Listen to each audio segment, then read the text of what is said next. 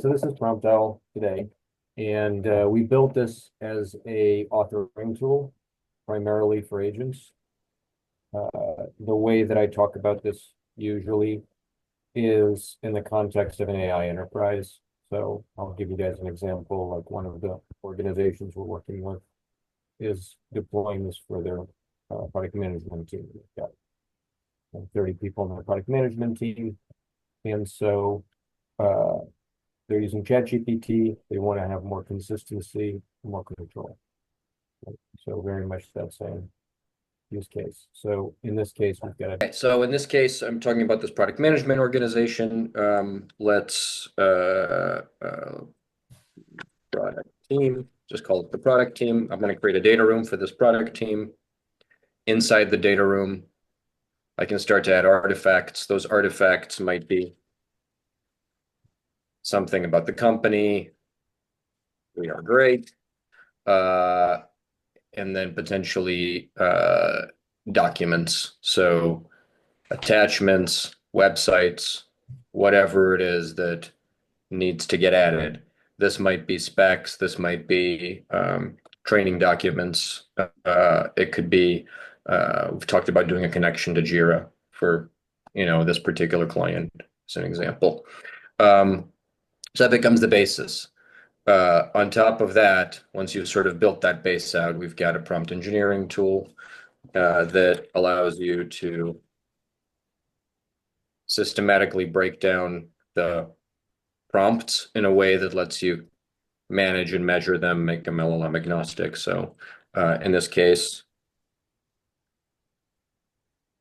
product manager, and your job is to write detailed requirements.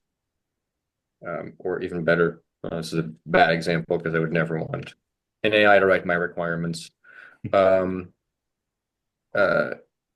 You're writing up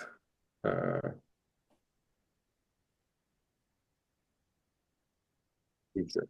So on the fly, you can create placeholders that could be fed. You can kind of see that show up down here programmatically, right? Or this is where about my company, you can also pull in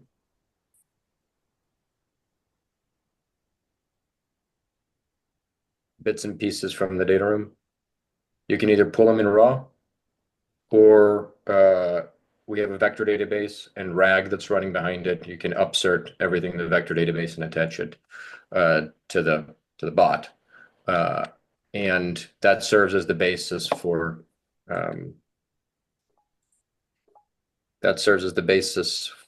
everything else you do in PromptOwl. Now there's multiple models, so OpenAI, Claude, Gemini, Groq. Groq we just added because it's supporting DeepSeek without being on a CCP server. So we like that. And this gives you, we've got some presets, but this gives you a way to get going.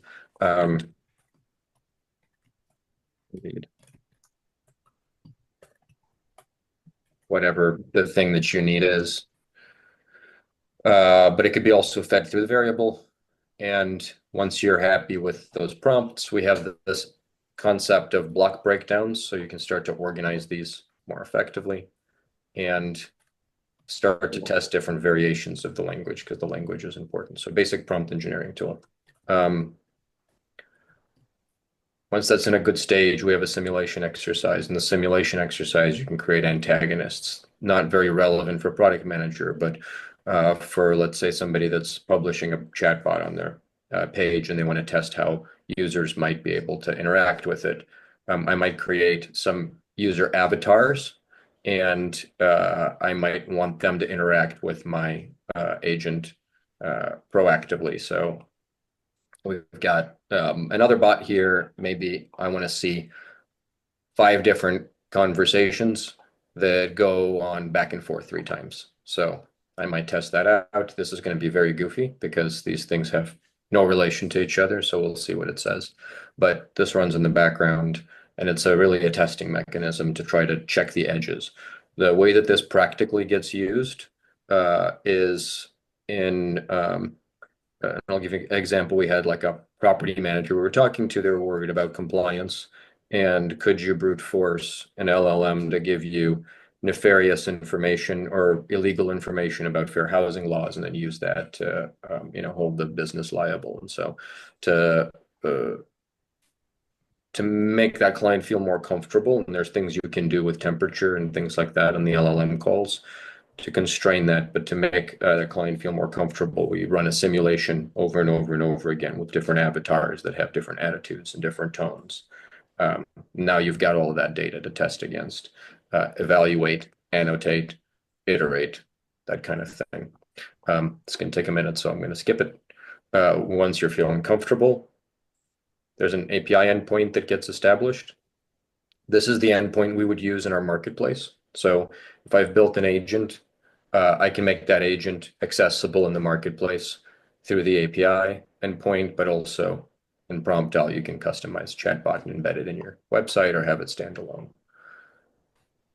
All the conversations that happen get monitored here. There's permission systems that exist that let you control that monitoring.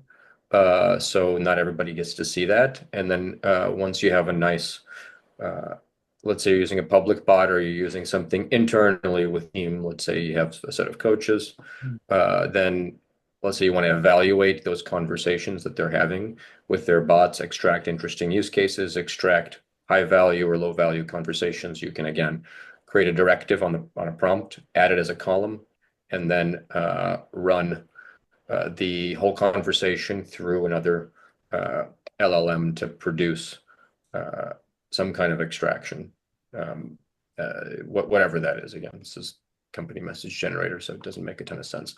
And then internally, there's this use function, and this works very much like ChatGPT. So if you have something that you don't need to go publish externally, you want to use it internally. So something like a set of agents that formats your analysis or your transcripts into a proposal.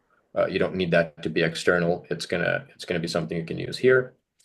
In this process, you can switch while you're going, just like ChatGPT, between different models, but you can also share, so you could bring people into this conversation the way you would with Slack.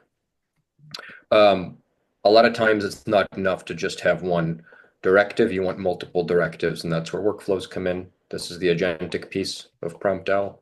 So you can start to string these things together, give them different tasks, and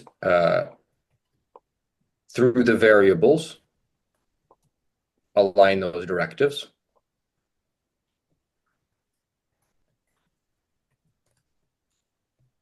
And as it runs, you'll see the entire thread pop up, and that you can loop these things, and working on a non-sequential form too. A non-sequential form is where your main agent chooses between the sub-agents, right?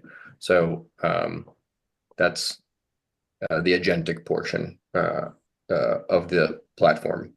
The other bit here is the team section, and this is the other side of the marketplace kind of idea, is and kind of how it generated. We were working with one of our partners, and he said, "Okay, well, can I publish my prompts to my community and make them my own thing?" I said, "Well, technically you can. We've got this team capability where I can set you up as a user. And then if you're set up as a user, you have access to only use the prompts. You can't edit, you can't see the variability, but the main owner of the prompt can see all of that history, right?" We've edited those permissions too. So we've got an editor that can do everything but see the histories. And we're working on a granular permission system. So this is going to be one of the things we leverage to allow folks to publish into a marketplace. And today we have a set of templates. And again, this is very much like a marketplace, but it's not monetized, and it's not very pretty, right? So I can start with any one of these as a framework and launch into it. It copies this thing over into my dashboard, and I can go from there. Again, however, this is created by us, And we want to open that up to a broader, a broader world. One of the things we've been toying with throughout this conversation, and at least for me, that's been very valuable, and what we're planning on doing or extending into is right now my conception of a marketplace is something that looks like this, but isn't PromptOwl branded, is accessible from the outside and has a monetization structure. But the other bit here is we're actually working on pulling out the use tab into its own ChatGPT-like profile and allowing it to traverse the marketplace and find the agents that are most appropriate for the thing that you're looking for. Whether it's your own personal agents or your own personal prompts, or whether it's a public agent that you can monetize and the credit system that lets you go in and say, okay, I need to talk to Dave AI, or I need to talk to this team of consultants, and the token usage there is going to be 2 times what I paid ChatGPT. And so, there's a monetization strategy there. But the selection or those recommendations are made through the conversation that's going back and forth, right? That also gives us the ability to do a reinforcement loop so we can get better over time at making those selections. So this is a world where you don't need a search engine and you don't need web pages.